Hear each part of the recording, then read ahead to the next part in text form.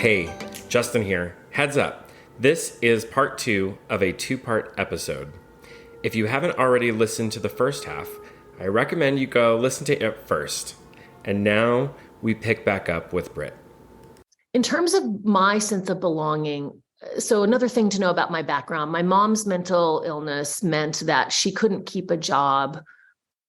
So she had borderline personality disorder, which means that she struggled a lot to have successful relationships. So we moved every single year of my childhood. I never went to the same school twice. And sometimes I moved in the middle of a school year. Sometimes I'd come home from school and the house would be packed and we'd be leaving that night. And I didn't always know why, but I got very good at being friendly with people and then never feeling like I belonged anywhere.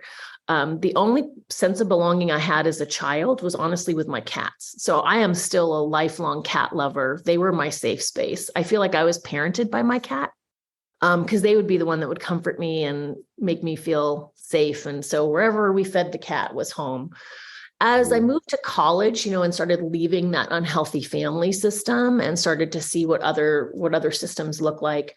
Honestly, my first place of belonging was when I started doing some of this work around anti-racism, and I got in with like the crowd on campus of student leaders and resident assistants where we were exploring these ideas. I actually felt a lot of kinship with people who'd been targeted for their identity because I'd always felt attacked and unsafe in my childhood because of my mom. So there was an understanding of navigating fear and navigating, just being blamed for stuff that's not your fault that made me really resonate with those communities. But then it was really painful as I learned that my own identity caused discomfort and the way I was raised caused discomfort. So it was eye-opening as I had to unlearn some stuff, and learn new things that were eye-opening. But I would say that was my first real place of belonging. I think then, of course, we all find kind of that tribe of people that get us and we get them. And that's the group that I was on that trip with. And we're still lifelong friends. And then as a professional, I definitely belonged in school. Living in my head and being smart was one of my survival tactics. So I did really good in school environments. I knew the rules made sense at school. And if I just followed the rules, I would get good grades. Very unlike my home where the rules changed constantly. So I think academic world was another place I felt very much like I belonged, hence why I have, 3 degrees and made my way through that. It all makes sense. Yeah. It all makes sense. I mean, you've known me for a long time, Justice. I feel like you're getting the whole background into why Britt is the way she is. Yeah, yes. I appreciate it. I appreciate it. Well, let's transition to, your academic work. So that was a place that you belonged, and that's then what really was the foundation of your career and has been for a long time. And now you've authored 4 books on the neuroscience of success. And so I would love to dig in. You've done a lot of research related to this topic of belonging. So I'm curious, what you could share, how does it bump up against the model, the creating belonging model, that is? Yeah, it doesn't bump up against it. I think more than anything, it reinforces it. There'd be a couple things I'd want to share. One is the brain science of exclusion and what happens when we feel excluded. So there's really profound and consistent research that even the neuroscientists were kind of blown away by, which is they wanted to study exclusion. And so they put people in an MRI machine so they could start to understand what happens with the brain when we're being excluded. So they created this mild exclusion experience where they put 3 or 4 people in MRI machines and they gave them an iPad or something like that. And they were playing cyberball with each other. But then it was set up so that eventually the ball stopped being thrown to you, but you could tell the other 3 people were playing. And so they did that round and around so that each person got excluded. I mean, mild form of exclusion, right? Mm-hmm. So the brain lit up, but what blew their minds was that the part of the brain that lit up was the pain center, where we feel physical pain. And so that led them to do a ton more studies. What happens if you're being excluded by someone you don't like? So it had a whole bunch of African-American participants be excluded by members of the Ku Klux Klan, still lit up the pain center. They had people who'd recently broken up, talk about that journey of feeling rejected, lit up the pain center. So the research is really clear that we experience exclusion the same way that we experience being hit neurologically. And this makes sense, right? We are a tribal species. We are designed for living and working together, that our chances of survival were much greater when we were in a tribe, in a community. So our brain is actually constantly kind of tracking where we are in the group. And if we are seeing signs that we're getting marginalized or pushed to the edges, everything in our biology is saying, get back in with the crowd because we won't survive if we're ousted.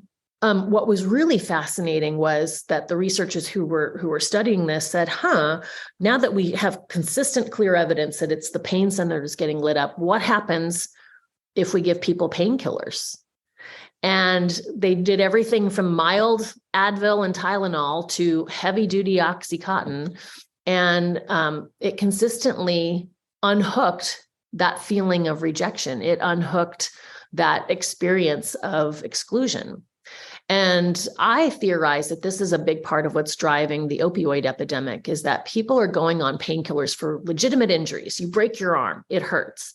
When you take a painkiller, it doesn't work at the arm, it works in the brain, disconnecting your sensation of pain until it wears off and then it starts to hurt again. You got to take another pill. The problem is, while you're on that painkiller for your broken arm, you are getting an invisible, unspoken break from the social pain you have in your life, where you don't feel like you fit in with your family or in society or at your job. So all of a sudden, you're getting this invisible medication and we don't talk about it. So then when people are coming off of the pain meds because they're healed, all of a sudden they're feeling all kinds of really distressing emotions. And so I think there's a real connection we need to look at there. So that's one piece of data that I would highlight. What are your thoughts about that? How does that resonate for you? Yeah, I mean, one of the things that it was making me think about, and I'm familiar with that research from our work together. One thing that is just popping up in my head now is that, we see more, abuse, drug abuse, addiction in marginalized communities. Yep. And so it makes sense, right? Like that's what's happening there. Yeah. Is, it is that societal exclusion, the marginalization that then is causing individuals to become addicted to, any array of things. So that's, that's what's popping up in my head now. Yeah. Well, the research on exclusion is really clear. Like your productivity goes down, your sleep goes down, you start to struggle with your performance, you actually get sick more. And then because those feelings are so uncomfortable, there's a real connection with self-medicating with drugs and alcohol, right? So that can lead to addiction and also a cycle of shame around that. And then over time, people, increased depression, increased anxiety, and then much higher likelihoods of suicide. So the data is super clear on it. And that's why, I think we all need to be focused on how do we create authentic communities of belonging where people can show up and be honored and respected for who they are. You don't have to be liked. You don't even have to be popular. It's just, we let people be and then they can find their own pockets of belonging.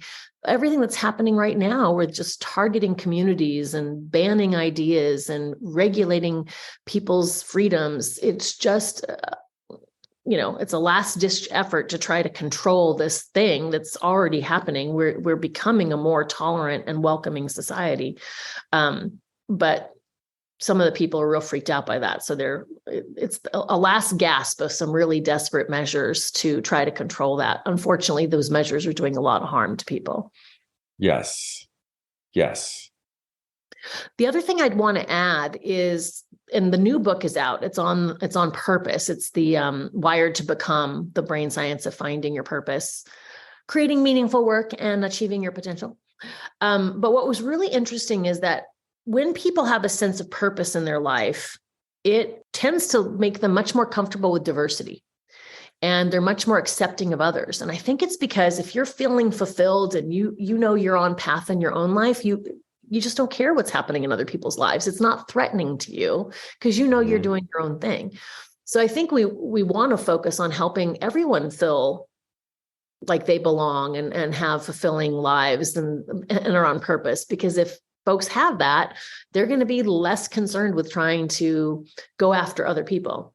The second part of the research that's really interesting is when you're a marginalized community and you're on the receiving ends of stereotypes. So there's this whole body of research called the stereotype threat, which means when you know you're stereotyped in a negative way, it impacts you. You go into a room and you're more nervous because you know people are seeing you in that negative light. And so performance tends to go down, anxiety tends to go up.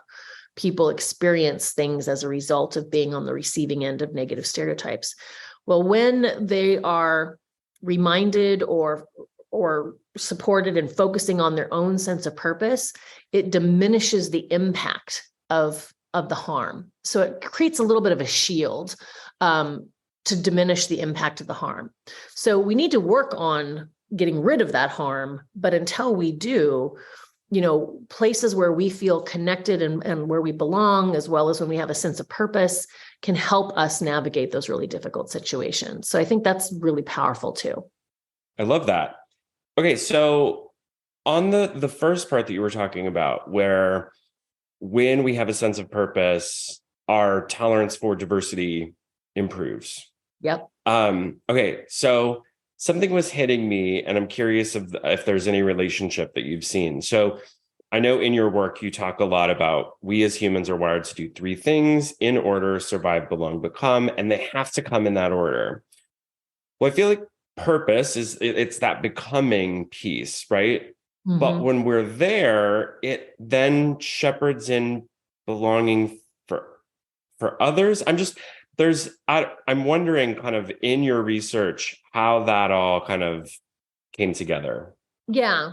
So two things. Survive, belong, become is just kind of a shortened version of Maslow's hierarchy, right? Which is you don't have food or water today. That is going to be the most pressing thing, right? So it's really that you need to tend to your immediate survival needs. And once you can tend to your immediate survival needs, our next need is to feel like we belong, to have friends, to connect to a meaningful community. And we're not going to go, I'm not going to go hang out at a bar if I can't, or go do something fun if I don't even know if I can buy groceries today, right? So it's just this immediacy of our survival. So physical survival first, then we need belonging. We need to be part of a community. We need to be accepted for who we are.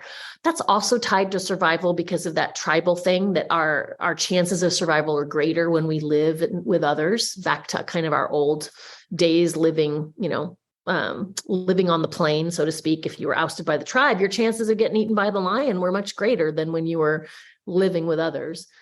But our deepest need, and it's not like it goes away while we're struggling with being able to eat or whatever, but our deepest need is we hunger to learn and grow and become our best selves. I think every person wants to achieve their potential, whatever that looks like. But we can put that on pause while we attend to these other things that are more immediate. But the minute those are somewhat satisfied, people want to live fulfilling lives. So I think that that's really the strongest thread. And then sometimes we're pulled away from that because these other things become more pressing. But it's our deepest need to become who we're meant to be and feel like we're living a life of purpose.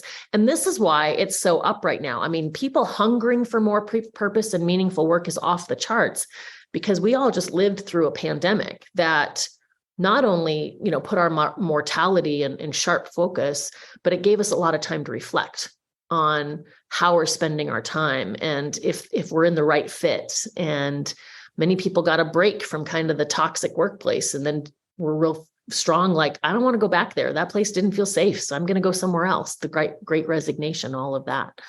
So I don't think they're antithetical to each other. I think they're all related. It's just we sometimes have to stop our focus on one to attend to something else that's immediate. Yeah, I don't know. I'm just thinking about, can I, like, what if I don't know. I know there are individuals that when they don't have community, when they don't have belonging, then channel everything into something.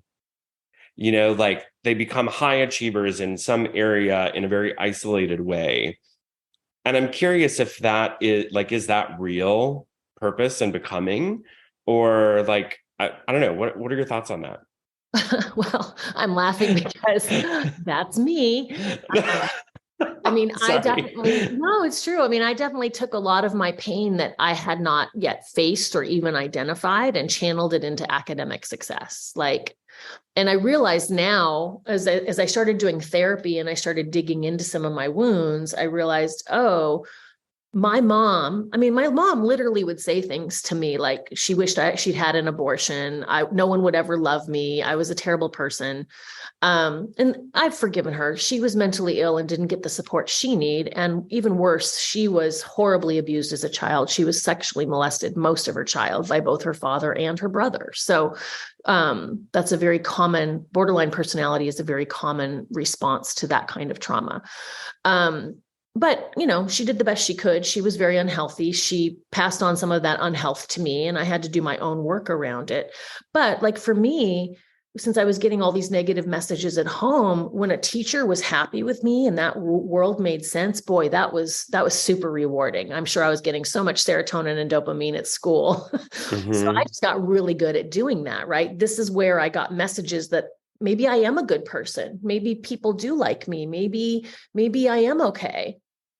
But as I eventually got enough of that to counterbalance what was happening at home, and of course I moved away from home, then as that healing work started to find some fullness of fruition to it, that then freed me up to not be so driven by it.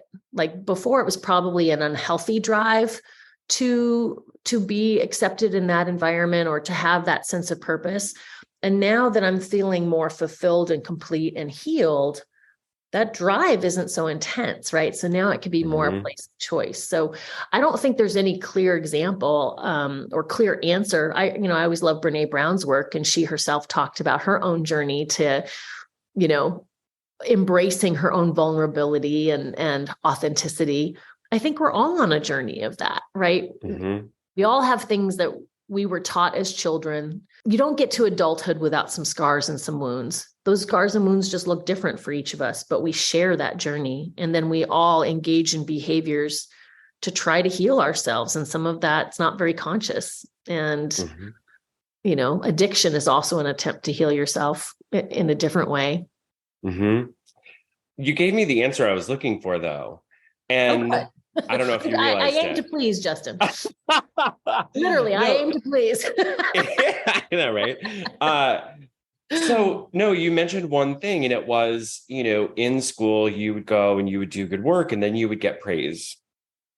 And I'm assuming that fulfilled that belonging need. Like, oh, these are people that think I matter, right? Yeah. And then it becomes a virtuous cycle almost, right? Oh, yeah. Where, I'm getting validation. And maybe that's where that comes from, where we see those people that may have one area of their life that is, they don't have belonging, they don't feel comfortable.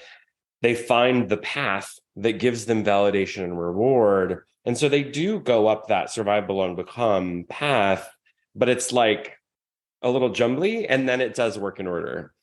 Yeah, absolutely. I mean, I used to say about myself that I was someone who loved school so much, I never left. I mean, I did school, and then I did undergrad, and then I did master's, and then I did a PhD. And then I worked at a university as a faculty member and as a dean for 20 years. I mean, I stayed in that very safe world for a long time, but when I finally was ready to leave, it was because I was finally healed and I could move on. And also I did a lot of work. What was interesting is when I was in that world, all of my work focused on helping young adults transition into becoming their full selves. And so I built freshman experience courses, I built leadership programs, but it all had a tone of, how do we help you on your journey of individuating and healing and becoming who you want to be? So even then I was healing myself through the work I was doing with others, right? I think it's just fascinating that we hunger for that in conscious and unconscious ways.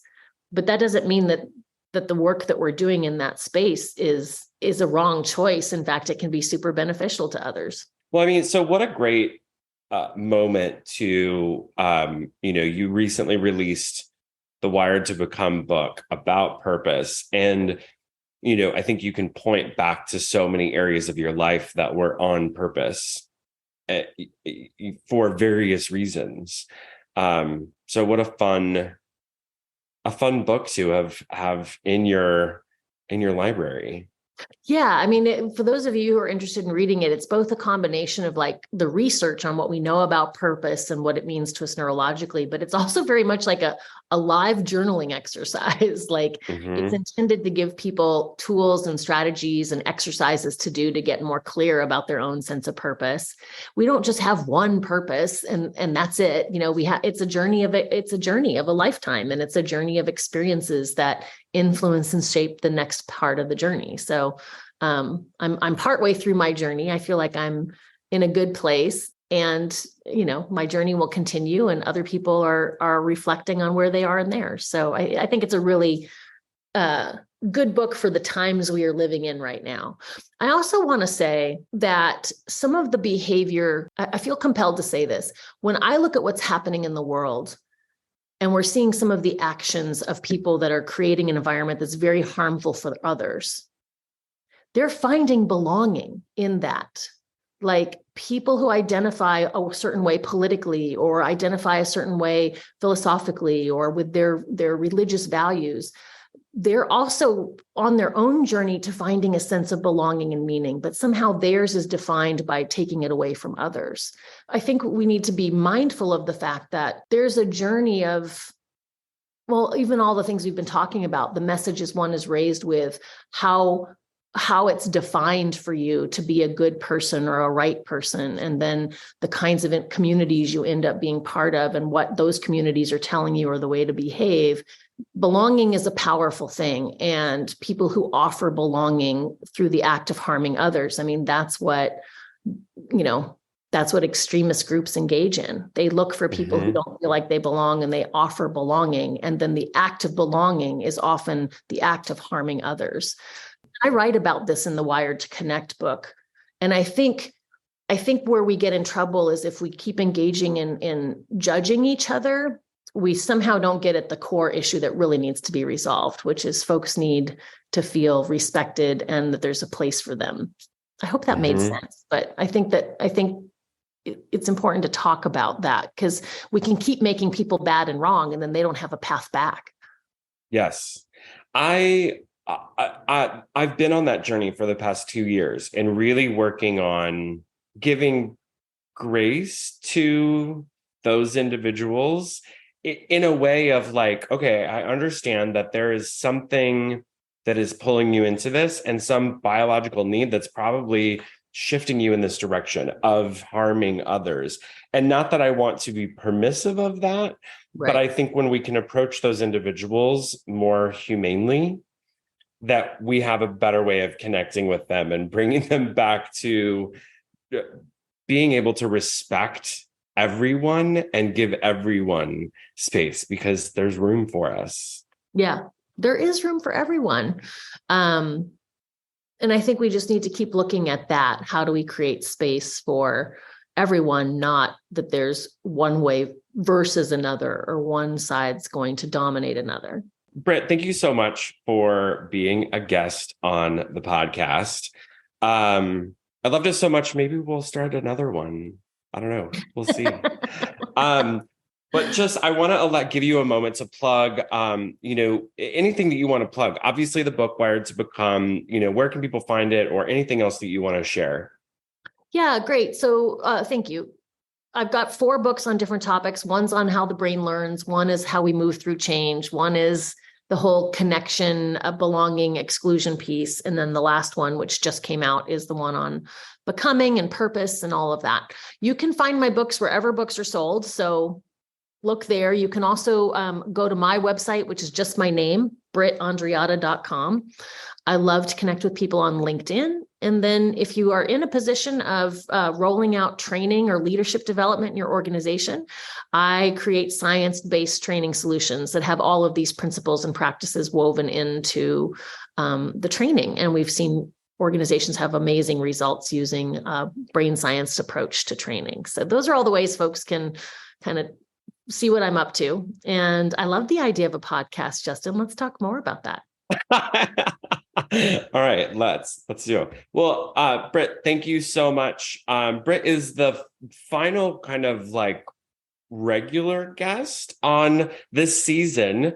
And so in 1 week, I believe, we will be doing a LinkedIn Live where I will have a handful of past guests from this season just to talk about our experiences, our conversations, bring everyone together. And then that LinkedIn Live will become the final episode of this season of the Creating Belonging podcast. So thank you all for tuning in. Britt, thank you for joining me today and hope to see you all soon. Thank you, Justin. I love this podcast. I'm so glad you've been doing it. Thank you.